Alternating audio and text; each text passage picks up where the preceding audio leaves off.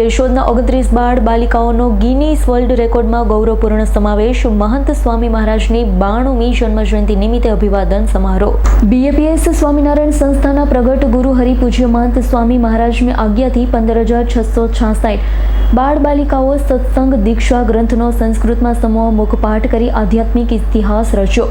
વડોદરા મુકામે પૂજ્ય ગુરુહરિની 92મી જન્મજયંતિ નિમિત્તે યોજાયેલા વિશાળ કાર્યક્રમમાં બાળકોનું ભવ્ય અભિવાદન કરવામાં આવ્યું. આ પ્રસંગે એકત્રિત થયેલા 12,723 બાળ બાલિકાઓએ હિન્દુ ગ્રંથના સૌથી મોટા સમૂહ મુખપાઠનો વિશ્વ રેકોર્ડ સ્થાપ્યો. ગિનીસ વર્લ્ડ રેકોર્ડમાં નોંધવામાં આવ્યો છે. ઐતિહાસિક સિદ્ધિ સમગ્ર વિશ્વના સત્સંગ માટે ગૌરવની ક્ષણ બની.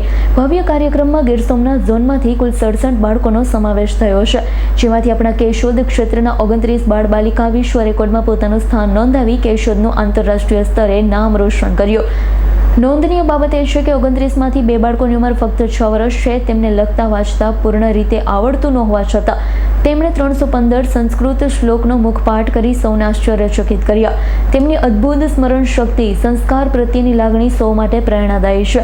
તારીખ 1/3/2026ના રોજ કેશોદ મુકામે આવા ગૌરવશાળી બાળ બાલિકા, તેમના વાલી તેમજ કાર્યકરોનું વિશેષ અભિવાદન અને સન્માન કાર્યક્રમ યોજાયો હતો. આ પ્રસંગે સ્થાનિક સત્સંગી અને આગેવાનો દ્વારા શુભેચ્છા પાઠવી બાળકોને પ્રોત્સાહિત કરવામાં આવ્યા.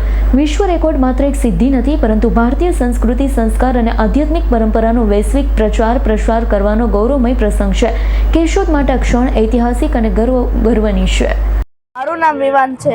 આજની આ સત્સંગ દીક્ષા મુખપાઠ અભિવાદન સભા કેશોદ મુકામે છે, જેમાં 12,723 બાળકોને Guinness book of world record મળેલો છે, જેનાથી કેશોદના 29 બાળ બાલિકાઓ ગિનીસ બુક ઓફ વર્લ્ડ રેકોર્ડમાં સ્થાન મળેલો છે.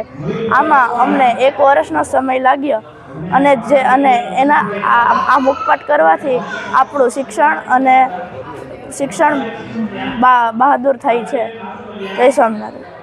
પ્રગટ ગુરુ હરિ પરમ પૂજ્ય મહંત સ્વામી મહારાજના 92મા જન્મ જયંતિ નિમિત્તે બાળકો દ્વારા કરાયેલ સત્સંગ દીક્ષા ગ્રંથના મુખપાઠનું અભિવાદન સમારંભ યોજાયેલો, જેમાં 12,723 બાળકોએ અને બાલિકાઓએ સત્સંગ દીક્ષા ગ્રંથનો મુખપાઠ આપ્યો અને તેઓએ ગિનીસ બુક ઓફ વર્લ્ડ રેકોર્ડમાં સ્થાન મેળવ્યું.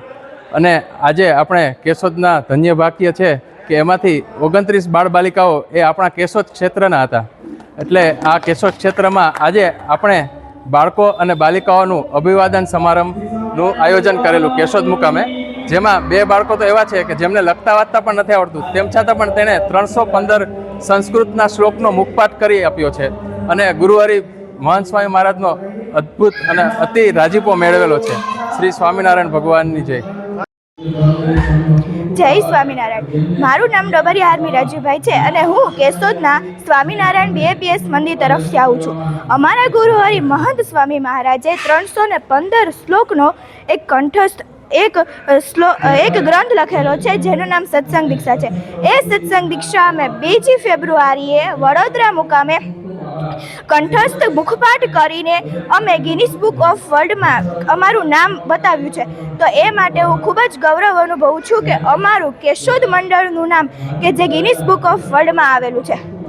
જય સ્વામિનારાયણ. રાવલિયા મધુનો રિપોર્ટ, AS9 ન્યૂઝ, જૂનાગઢ.